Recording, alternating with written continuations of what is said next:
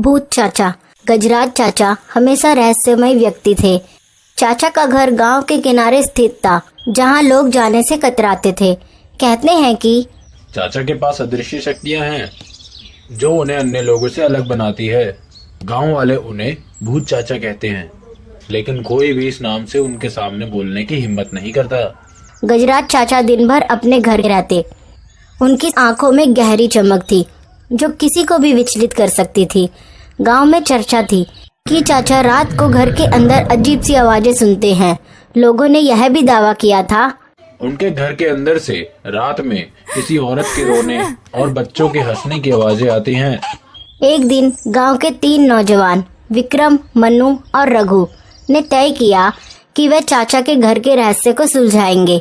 वे रात के समय चुपके से उनके घर में घुसने की योजना बनाने लगे। मैंने सुना है कि इस गांव के अंदर एक चाचा है जिन्हें लोग भूत चाचा कहते हैं। हाँ, मैंने भी सुना है और यह भी सुना है कि उनके पास जादुई शक्तियाँ हैं।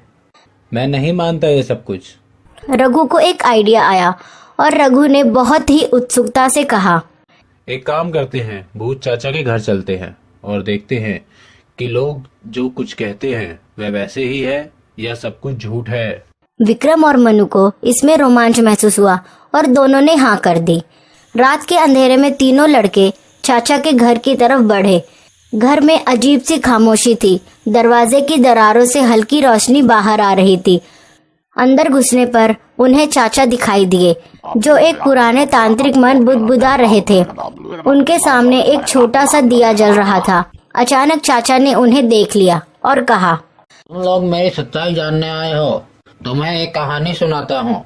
चाचा ने बताया, कई साल पहले इस गांव के पास एक घना जंगल था जहां मेरी मुलाकात एक साधु से हुई थी।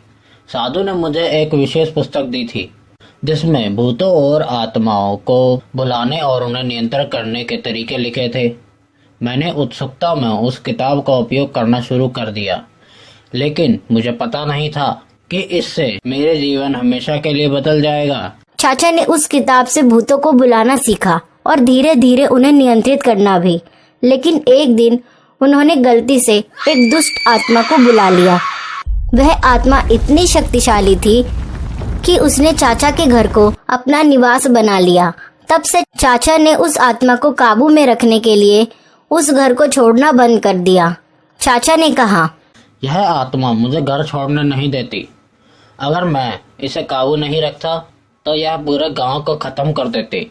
चाचा की कहानी सुनते सुनते लड़कों को एक अजीब सी आवाज सुनाई दी। एक औरत की चीख जो धीरे धीरे तेज होती जा रही थी और एक साया अंदर आई। चाचा ने तुरंत अपने मंत्र बुदबुदाना शुरू किया और छाया गायब हो गई। चाचा ने लड़कों को चेतावनी दी, तुम लोग अब सुरक्षित नहीं हो। अगर तुमने किसी को यह बात बताई तो यह आत्मा तुम्हारे पीछे पड़ जाएगी। अगले कुछ दिनों में गांव में अजीब घटनाएं होने लगी। रात को लोगों के घरों के दरवाजे अपने आप खुल जाते और सुबह लोग अपने बिस्तरों से बाहर जमीन पर सोते हुए पाते। विक्रम ने देखा कि उसकी छत पर अजीब छायाएं घूम रही थी। मनु ने दावा किया कि उसने एक औरत को खिड़की से झांकते हुए देखा था, लेकिन जब वह बाहर गया तो वहां कोई नहीं था। गांव वाले चाचा के घर की तरफ इशारा करने लगे और कहने लगे, यह सब उनकी वजह से हो रहा है। अब हम भूत चाचा को नहीं छोड़ेंगे। गांव वाले चाचा के घर के सामने खड़े होकर चिल्लाने लगे, बाहर निकलो, आज हम तुम्हें नहीं छोड़ेंगे। लेकिन चाचा ने गांव वालों को समझाने की कोशिश की। मैं तो केवल आप लोगों की मदद ही कर रहा हूँ। मुझे बस एक मौका दो, मैं सब कुछ ठीक कर दूंगा। ये सुनकर गांव वाले वहां से चले गए। विक्रम, मनु और रघु ने तय किया कि वे दोबारा चाचा से मिलेंगे। उन्होंने चाचा से पूछा, आप इस आत्मा को हमेशा के लिए खत्म क्यों नहीं कर देते? चाचा ने कहा, यह आत्मा इतनी ताकतवर है कि इसे खत्म करने का मतलब है पूरे गांव को खतरे में डालना। लेकिन अगर तुम मेरी मदद करो तो शायद हम इस आत्मा को हमेशा के लिए खत्म कर सकते हैं। चाचा ने उन्हें एक योजना बताई।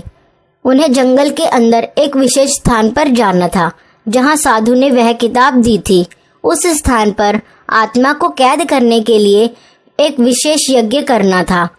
रात को चाचा तीनों लड़कों के साथ जंगल में गए।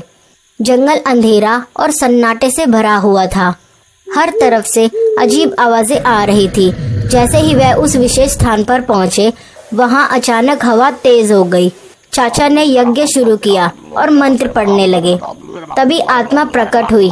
वह औरत की छवि में थी, लेकिन उसकी आंखें जल रही थी और बाल हवा में उड़ रहे थे। उसने चाचा पर हमला करने की कोशिश की, लेकिन लड़कों ने चाचा को बचाया। चाचा ने मंत्र पूरा करने के लिए लड़कों से कहा, आत्मा को रोको।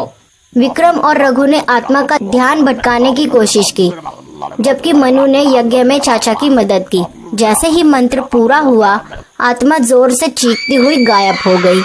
चाचा ने लड़कों को बताया, अब वो आत्मा हमेशा के लिए इस स्थान पर कैद हो गई है। उस रात के बाद गांव में सब कुछ सामान्य हो गया। लोग चाचा का सम्मान करने लगे और उन्हें गांव का रक्षक मानने लगे। चाचा ने लड़कों को धन्यवाद दिया और कहा, तुम लोगों ने मेरी जिंदगी आसान कर दी। अब मैं चैन से रह सकता हूँ। लेकिन कहानी यहीं खत्म नहीं होती। कुछ सालों बाद चाचा के घर से एक अजीब रोशनी निकलने लगी। क्या आत्मा फिर से लौट आई थी या यह चाचा का कोई नया रहस्य था? ये तो कोई नहीं जानता।